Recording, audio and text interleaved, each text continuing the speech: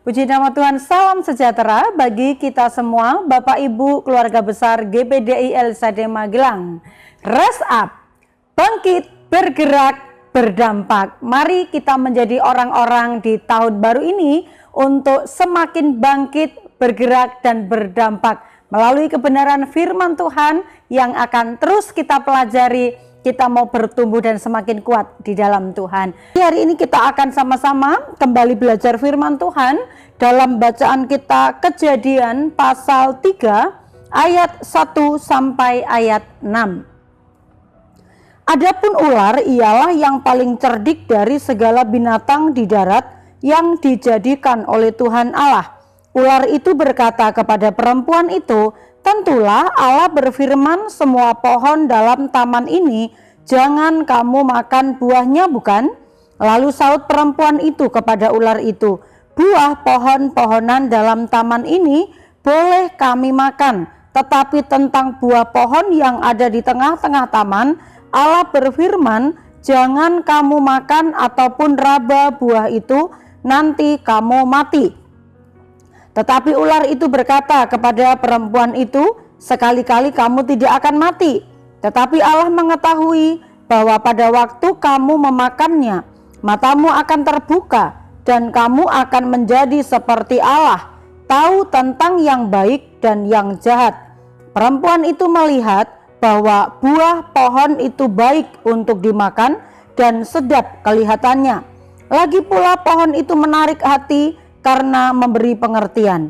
Lalu ia mengambil dari buahnya dan dimakannya dan diberikannya juga kepada suaminya yang bersama-sama dengan dia, dan suaminya pun memakannya.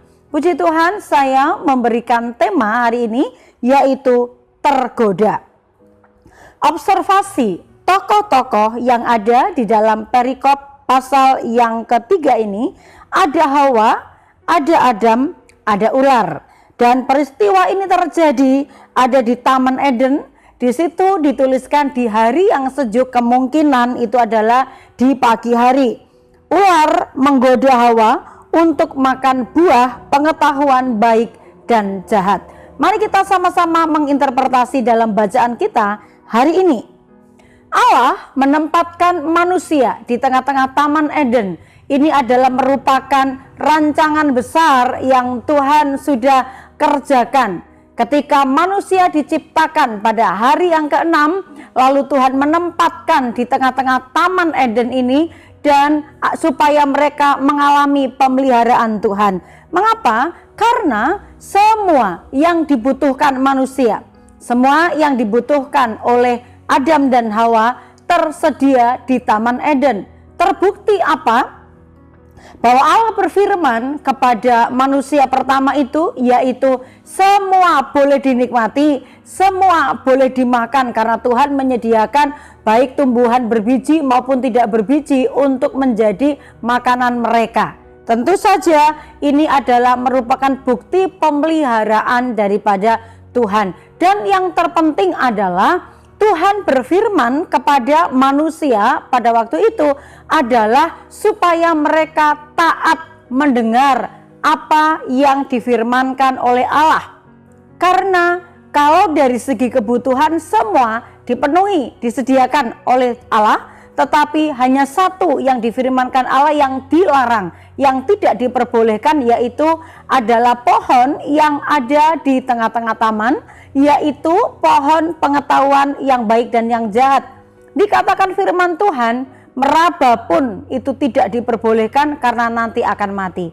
Tetapi dalam peristiwa ini kalau kita melihat, Hawa yang awalnya mendengar apa kata Tuhan, waktu itu ada si ular membisikkan suara yang memutarbalikkan dari apa yang difirmankan oleh Tuhan. Iblis membisikkan suara yaitu supaya memakan buah terlarang itu, dan Hawa tunduk kepada iblis melalui jelmaan si ular yang ada di Taman Eden ini. Hawa tergoda dengan bisikan dari si ular atau iblis itu tertulis di ayat yang ke-6. Mengapa Hawa bisa sampai tergoda? Yang disampaikan oleh iblis itu menarik. Karena iblis mengatakan bukan. Karena Allah itu mengetahui kalau engkau memakannya maka engkau akan menjadi seperti Allah. Bukankah ini adalah sesuatu yang menarik, menjadi seperti Allah? Ternyata bahwa keinginan manusia juga ada keinginan untuk bisa saja menjadi seperti Allah bagi dirinya sendiri. Ini godaan, dan apa yang diperdengarkan oleh iblis kepada Hawa itu didengar oleh Hawa. Yang membuat Hawa tergoda adalah yang pertama, apa yang didengar di ayat yang ke-5. Menarik yang ditawarkan oleh iblis, yang seharusnya Hawa tunduk kepada Allah untuk tidak menyentuh atau memakan buah pengetahuan yang baik dan yang jahat itu. Tetapi karena yang disampaikan oleh iblis ini menarik hati daripada Hawa, maka Hawa menjadi tunduk dan tergoda oleh rayuan daripada iblis. Dia melanggar perintah Tuhan dan mengikuti apa kata si ular atau iblis itu. Hawa mendengar hal yang menarik hatinya dan itu menimbulkan rasa keinginannya menjadi seperti Allah, seperti yang disampaikan oleh iblis, membuat dia memberontak dan tidak taat kepada perintahnya Allah. Yang kedua, apa yang dilihat itu tertulis di ayat yang ke-6, yang membuat Hawa tergoda. Selain apa yang didengar, dia tergoda dengan apa yang dilihatnya. Iblis sudah menipu dengan perkataannya, memberikan iming-iming, memberikan tawaran yang menggoda dia. Lalu selanjutnya adalah iblis juga ingin menunjukkan kepada Hawa bahwa buah yang dilarang oleh Tuhan itu menarik, sedap kelihatannya, ya. Setelah pikiran dan pendengaran Hawa dipengaruhi oleh si ular atau iblis ini, dia mulai mengiyakan kata ular, dan Hawa melihat juga buah dari pohon itu menarik hati, memberikan pengertian. Sepertinya ini enak untuk dinikmati, sepertinya ini nikmat kalau aku dapat memakannya, sepertinya baik untuk dimakan.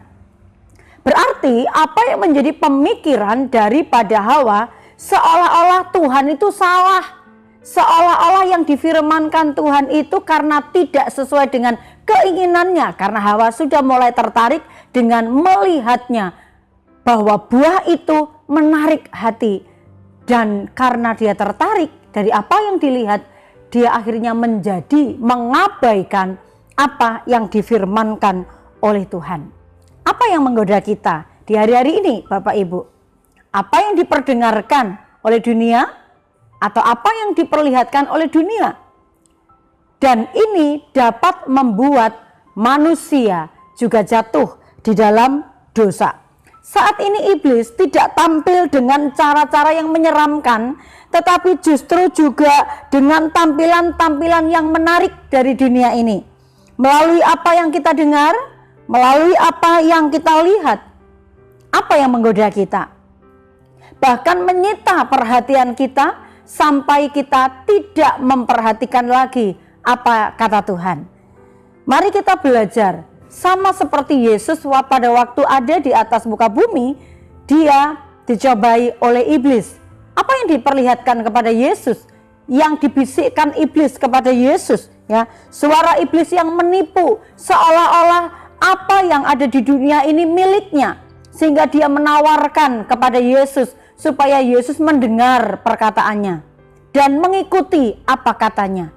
Tetapi kalau kita belajar, yang dilakukan oleh Tuhan Yesus adalah menolak apa yang ditawarkan oleh iblis. Dalam Matius 4 ayat 1 sampai 11, Yesus menang mengalahkan tipu muslihat iblis, tidak mendengarkan apa kata iblis dan tidak mengikuti apa yang diperlihatkan iblis, supaya Yesus mau menyembah dengan ditawari gemerlapannya dunia.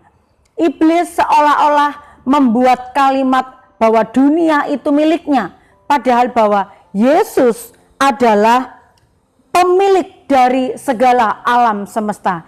Dia yang berkuasa atas dunia. Tetapi iblis memutarbalikkan itu seolah-olah dunia itu adalah miliknya, buatannya. Aplikasi yang dapat kita pelajari dan apa yang harus kita lakukan dengan godaan-godaan dunia ini yang dipertontonkan iblis. Dengan keindahan, dengan gemerlapan, iblis seringkali membuat penipuan-penipuan supaya kita tertarik di dalamnya. Jangan dengarkan bisikan iblis. Caranya apa? Menyaring apapun yang kita dengar. Apakah kita mendengar orang-orang yang memperkatakan hal-hal yang buruk tentang orang lain, itu bisa memancing kita berbuat dosa dengan memperkatakan hal-hal yang tidak baik. Menyaring apa yang kita lihat, apa yang kita tonton, apa yang kita perhatikan, itu juga dapat mempengaruhi pikiran kita, mempengaruhi keinginan kita dan kehendak kita. Karena itulah waspada yang harus kita lakukan. Apa yang dipakai iblis untuk menggoda kita? Di mana kelemahan kita? Di situ seringkali dipakai iblis untuk menjatuhkan kita.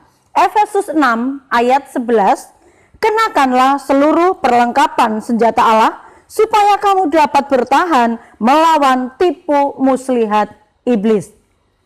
Seluruh perlengkapan senjata Allah itu ada di dalam firman Allah.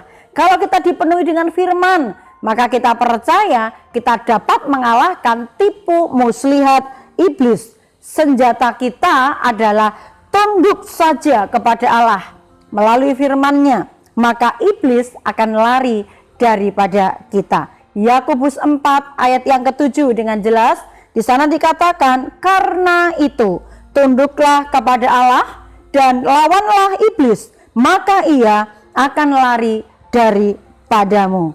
Banyak godaan-godaan, tantangan yang diperdengarkan, yang diperlihatkan kepada kita. Mari kita semakin kuat dengan memiliki kepenuhan firman dan juga roh tentunya yang akan memimpin kita supaya kita tidak mudah tergoda oleh tipu muslihat iblis. Puji nama Tuhan, mari kita terus bangkit, terus bergerak dan terus berdampak bagi orang-orang di sekeliling kita, karena kita semakin diberikan kekuatan oleh firman Tuhan dan kekuatan roh Allah yang terus menyertai kita. Terima kasih bagi Bapak Ibu yang dengan setia mendengarkan Renungan 79 setiap harinya. Dan apabila Bapak Ibu ingin menyampaikan kesaksian karena Bapak Ibu mendapatkan berkat rohani atau menyampaikan pokok-pokok doa tertentu, Bapak Ibu dapat menyalurkannya melalui chat WhatsApp 0813 274 20088. Mari kita terus bertumbuh dan semakin kuat di dalam Tuhan. Mari kita terima firman Tuhan ini dengan tundukkan kepala, kita berdoa. Terima kasih, kami bersyukur kepadamu Tuhan buat firman-Mu, karena firman-Mu adalah perkataan-Mu sendiri yang sanggup mengubahkan kami, menguatkan kami untuk semakin melekat kepada Tuhan. Pimpin kami supaya kami umat-umat-Mu, keluarga besar GPDI El Shaddai, tidak mudah tergoda oleh apapun, karena kami memiliki firman Tuhan yang memenuhi kehidupan kami. Terima kasih Tuhan, dengarkanlah kiranya seruan kami umat-umat-Mu ya Allah. Perhatikanlah doa kami, sungguh Engkau telah menjadi tempat perlindungan kami umat-umat-Mu, menara yang kuat terhadap musuh. Biarlah kami berlindung dalam naungan sayap-Mu, sungguh Engkau ya Allah telah memenuhi permintaan orang-orang yang takut akan nama-Mu. Kami bersyukur, terima firman Tuhan dengan sukacita di dalam nama Yesus. Haleluya. Amin.